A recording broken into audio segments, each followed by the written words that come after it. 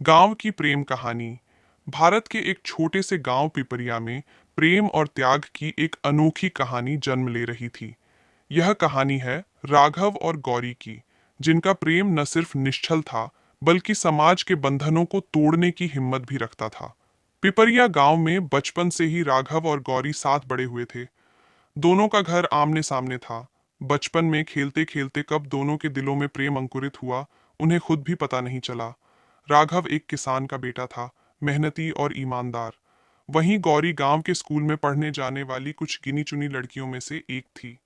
हर दिन स्कूल से लौटते वक्त गौरी और राघव गांव की पगडंडी पर मिलते थे। कभी छुपकर बात करते, कभी इशारों में अपने दिल की बात कहते।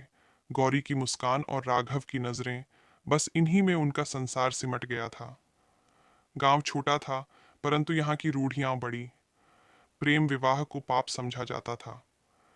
जब गांव के मुखिया को उनके प्रेम की भनक लगी, तो उसने तुरंत गौरी के पिता से उसकी शादी तय करने का फरमान सुना दिया। गौरी के पिता एक सीधे साधे किसान थे। समाज के खिलाफ जाने की हिम्मत उनमें नहीं थी। गौरी को जब यह पता चला, तो उसने राघव से मिलने की ठानी। रात के अंधेरे में जब पूरा गांव सो रहा था, तब दोनों खेतों के पास एक पुराने बरगद के पेड़ के नीचे मिले। राघव, क्या हमारा प्यार इतना कमजोर है कि समाज की जंजीरों में बंध जाए? गौरी की आंखों में आंसू थे। नहीं गौरी, मैं तुम्हें किसी और का होने नहीं दूंगा। हम भाग चलते हैं। राघव की आवाज में दृढ़ता थी। अगली रात, जब गांव वाले गहरी नींद में थे, राघव और गौरी ने गांव छोड़ने की योजना बनाई। लेकिन किस्मत को कुछ और ही मंजूर था। जैसे ही वे खेतों से होकर बाहर निकलने वाले थे, गांव के चौकीदार ने उन्हें देख लिया। पूरे गांव में हड़कंप मच गया। गौरी के पिता ने गुस्से में उसे घर में कैद कर दिया और राघव को गांव से निकाल देने का आदेश दिया गया। मुखिया ने चेतावनी दी, अगर तूने गांव में कदम भी रखा तो तेरा अंजाम बुरा होगा। राघव के बिना गौरी की दुनिया अधूरी थी। वह दिन रात रोती, कुछ भी खाती पीती नहीं थी। उधर राघव पास के शहर चला गया और वहां मजदूरी करने लगा।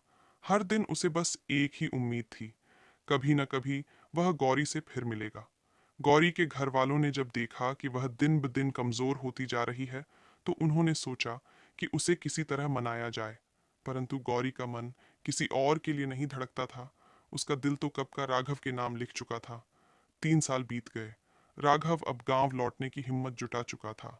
उसने शहर में मेहनत करके पैसे जमा किए और गांव में अपने लिए एक छोटा सा घर खरीदने का फैसला किया। वह गांव लौटा, लेकिन छुपकर। उसने सुना कि गौरी की शादी अब तक नहीं हुई थी और वह अब भी उसका इंतजार कर रही थी। राघव ने गांव के बुजुर्गों से मदद मांगी। कुछ लोग उसकी सच्चाई और मेहनत से प्रभावित हुए और उन्होंने मुखिया के सामने उसकी बात रखी। गांव में यह प्रस्ताव रखा गया कि अगर राघव अपनी मेहनत और ईमानदारी से खुद को साबित करे, तो उसे गौरी से शादी करने का मौका दिया जाए। राघव को एक कठिन परीक्षा दी गई। उसे गांव के सूखे पड़े खेतों को फिर से उपजाऊ बनाना था। गांव के लोग जानते थे कि यह असंभव सा कार्य था, लेकिन राघव ने हार नहीं मानी। दिन रात मेहनत करके उसने खेतों में नई जान फूंक दी। जब पहली फसल लहलहाने लगी, तो गांव वालों को एहसास हुआ कि सच्चा प्रेम कभी हारता नहीं। मुखिया और गौरी के पिता ने आखिरकार अपनी हार मान ली। पूरे गांव के सामने एक बड़े आयोजन में गौरी और राघव की शादी संपन्न हुई। यह सिर्फ एक प्रेमी जोड़े की नहीं, बल्कि प्रेम, संघर्ष और सच्चाई की जीत थी। निष्कर्ष, गांव की इस प्रेम कहानी ने यह साबित कर दिया कि सच्चा प्यार समाज की बंदिशों से कहीं ऊपर होता है। जब प्रेम में सच्चाई और धैर्य होता है, तो कोई भी दीवार उसे रोक नहीं सकती।